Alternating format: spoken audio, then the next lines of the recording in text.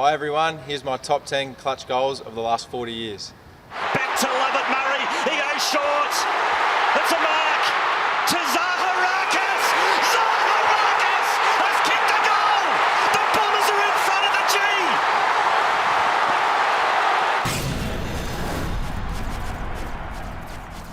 the G. Number 10, Chris Grant from the Western Bulldogs. Ruined Essendon's perfect season.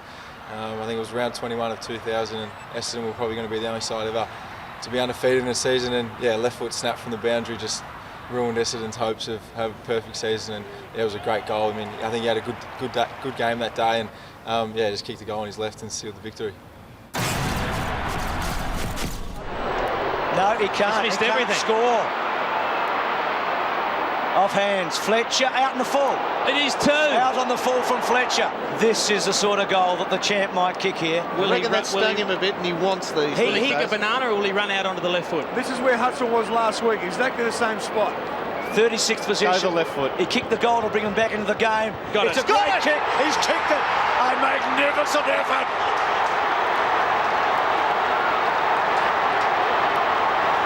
Number 9, Justin Longmuir from Fremantle. Shot after the siren against St Kilda at Subiaco. I think it was a Friday night. I remember that, watching as a kid at home.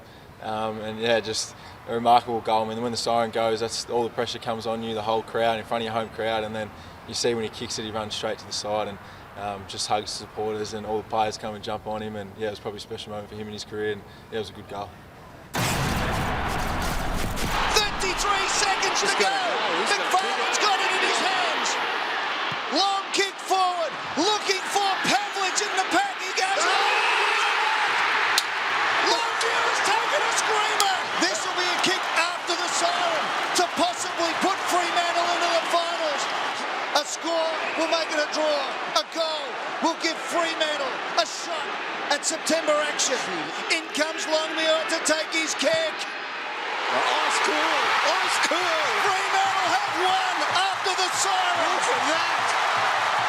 Number 8, Peter Riccardi. I think it was in his last year against Carlton at the Dome. He marked it on the 50, and probably he had to kick the best he could ever kick in his life to probably kick that goal. I mean, 50 metres out, your legs are about your 30-year-old, and he kicked it off his boot and actually went straight right, and then the swing of the ball actually brought it back, and I can't believe how far it come back. It probably moved about 10 metres in the air, and everyone was on the goal line, and it just cleared the hands. And great moment for him. I think, as I said, he's in the last year of footy, and to kick a goal like that for Geelong to beat Carlton, I mean, anyone's happy to beat Carlton anytime, and to do it after the sirens, a great moment.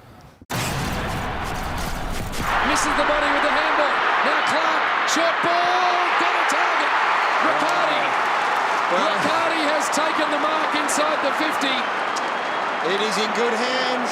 It is in good hands. The I've got to tell you. siren is going to sound, Gary. This shot on goal will be after the siren, and he has to kick it for the Cats to win. There it is. The fate of the match riding on Peter Riccardi. It leaves the boot. It's swinging back. It's there. It's there.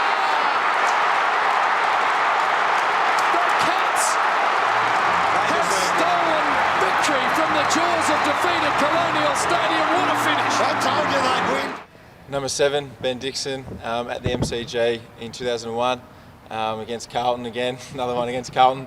I think it was 90-93 the score was at that stage, and they kicked the ball down, and Dixon's taken a great pack mark, and the siren's gone as he's walked back, and the commentators are all up and about, and I think by the time he actually went to kick it, there was about 15 Carlton players all around him on the mark, and the amount of pressure that was on him that day would have just been enormous, and to go back and slot that goal was just great. And as you saw on the video, that all the players went around him, and Hawthorn supporters were going crazy, so that was a great moment.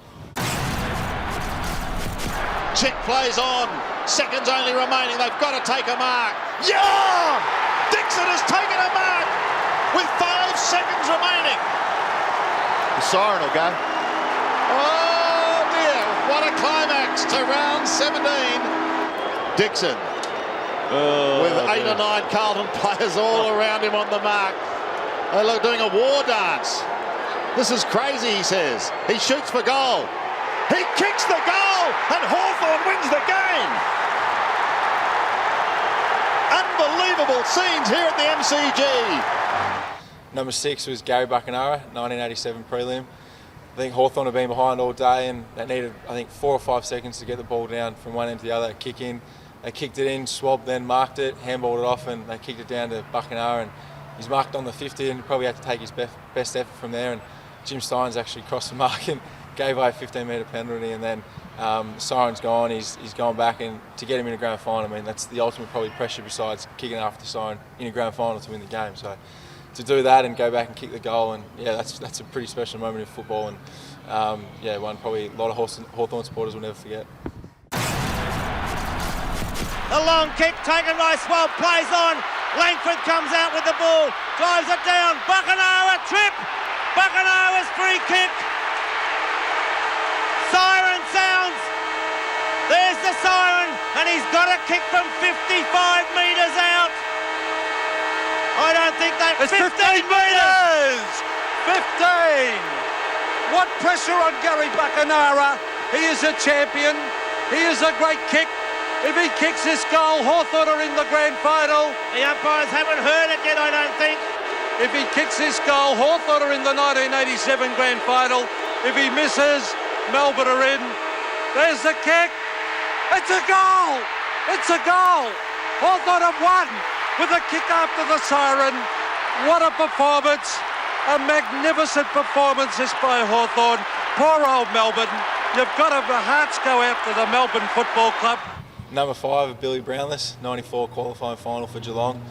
Yeah, it's been replayed all my childhood. I know that on footy shows and all that around, and he's taken the mark 40 metres out, gone back directly in front, and the siren's gone, and yeah, once again all the pressure then comes on you, and everyone goes and stands the mark, and there's about 10 guys on the mark, and he just goes back and coolly as you like just slots the goal, and you see the camera goes back to him, he's just running about 20 metres on his own, and just he can't control his emotions, and yeah, he kicks the goal and gets him into a prelim, and yeah, great moment for Geelong Footy Club. He's got to play on, and they've got to take a mark. It's got to be Ablett or Brownlee. Oh, what a finish! 8 seconds left. If he kicks a point, it'll be another tie. Oh, don't tell me. Oh! The siren's going to sound. How'd you like that for pressure? A rock and rolling season, down and out, and back he comes. Can he finish it off with a goal?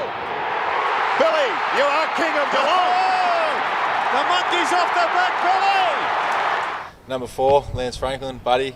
There's actually 3 here from Hawthorn, so I like kicking goals after the siren or on the siren, and Buddy's was there. I think it was his 7th goal for the day against Adelaide in the 2007 elimination final, I think it was. So, yeah, I mean, he was a great player. He was only 21 years old, I think, back then. So to be a young kid and put all that pressure on you of kicking 6 goals and to kick the 7th to win him an elimination final is great. And I mean, the ball just comes sweet off the boot, just went straight through the middle as soon as he kicked it. And he knew it. And there's a great picture that Buddy celebrating. All the Hawthorn fans are in the background, just all up in the air on the seats and celebrating. So that's a great finals moment for Hawthorn. Another one. Fans screaming. Oh, Franklin! You called it, Luke. There it is. Lance Franklin has marked 47 from goal. Can't be long left. Franklin's kicked 6. This to put the Hawks in front with just a few seconds left in the elimination final. Lance Franklin! Oh, what an inspiration! Lucky 7.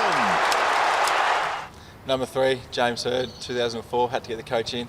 I think that week he'd been pillared in the newspaper all week about the umpire scenario and that kind of thing. And I was actually in Adelaide for the game in 2004. I was playing a basketball tournament, and we left just halfway through the first quarter, and the Bombers were up 48-0 and kicked the first 8 goals of the game. And I thought, oh, how easy is this being a Bomber supporter? Great win. And all of a sudden went and played basketball, come back to the hotel room, and it was, I think, 131 all after that, and we were thinking what the hell's going on, and then, yeah, Jimmy Hird just comes off the pack and rows it and kicks a banana from the boundary line and goes and hugs a bloke who actually lives probably 5 minutes away from me at the moment. So he's from Greensboro, he's a local boy, and yeah, it's a great moment for the footy club to win a game like that, especially when your captain does that for the footy side. And yeah, he's done a lot of goals like that over his career, but that's one of the special ones. Shut at the bottom of the pack. It's a bounce. James Hird got that ball out at the centre bounce. He's moving down towards this contest. If anybody's going to get it, it'll be James. McDougall heads for the boundary line. Maybe Murphy should have kicked.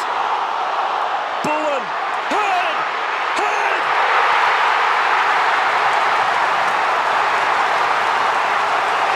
The fairy tale's complete.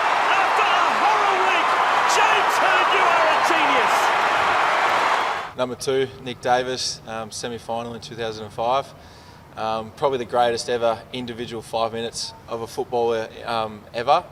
He kicked 4 goals in 5 minutes and got Sydney single-handedly into a prelim final, and that's why I put that goal in. It was a great goal off the pack, but what he did before that is kick 4 goals in 5 minutes, and he just probably had the greatest ever 5 minutes of any player in the history of the game, where single-handedly won his side of the game, and the left foot snap. It's just a great goal, and all the Sydney supporters, great for the side that hadn't won a premiership in 40 years, 50 years. So it's great for them, and it was great for him.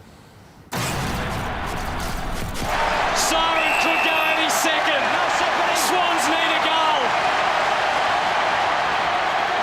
Nick Davis! Nick Davis! I don't believe it! I see it, but I don't believe it! Class with a capital C! 4 goals from Nick Davis! He has single-handedly sent them into the preliminary final. Unbelievable football. Is there one more roll of the dice for Geelong? They've led it all night, the Cats. What can they muster here? There must be just seconds left. That's it.